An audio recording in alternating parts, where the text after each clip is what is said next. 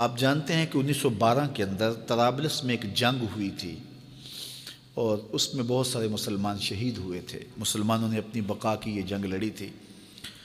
تو اب اقبال اس کا حوالہ دے کہ حضور کی بارگاہ میں ایک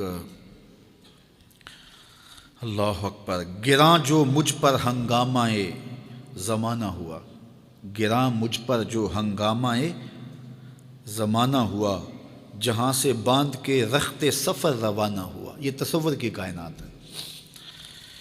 فرشتے بزم رسالت میں لے گئے مجھ کو،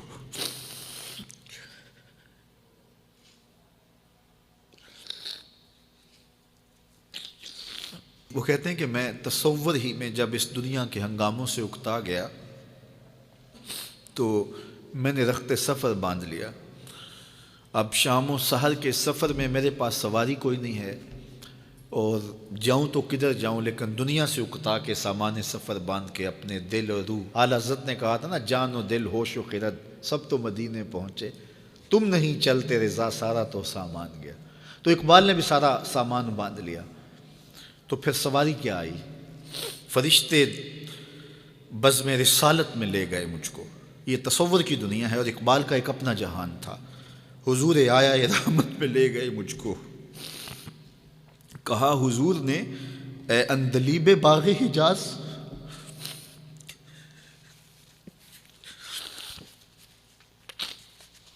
کہا حضور نے اے اندلیب باغ حجاز، کلی کلی ہے تیری گرمی نوا سے گداز، ہمیشہ سرخوش جام ولا ہے دل تیرا، فتادگی ہے تیری غیرت سجود و نیاز، نکل کے باغ جہاں سے رنگ بو آیا، نکل کر باغ جہاں سے رنگ بو آیا، ہمارے واسطے کیا تحفہ لے کے تو آیا۔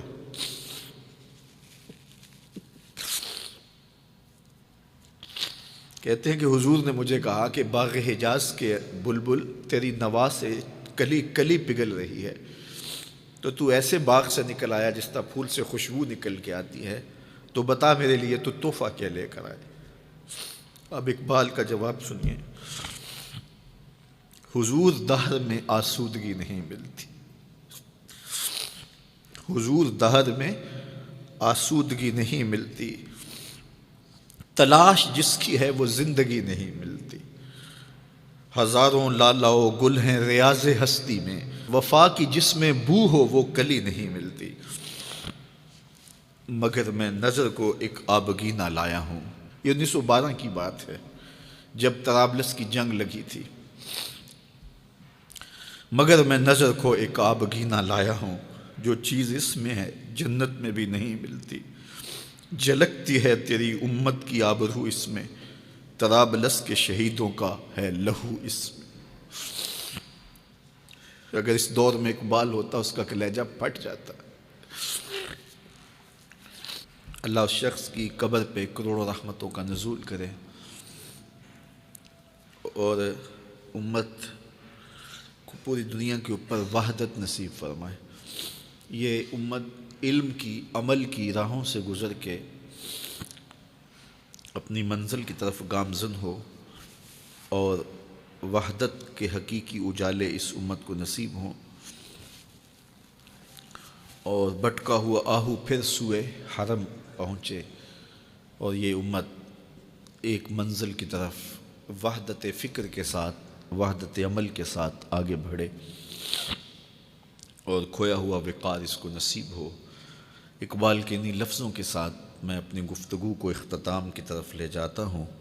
بھٹکے ہوئے آہو کو پھر سوئے حرم لے چل، اس شہر کے خوگر کو پھر وسعت صحرا دے، میں بلبل نالا ہوں اس اجڑے گلستاں کا، تاثیر کا سائل ہوں محتاج کو داتا دے۔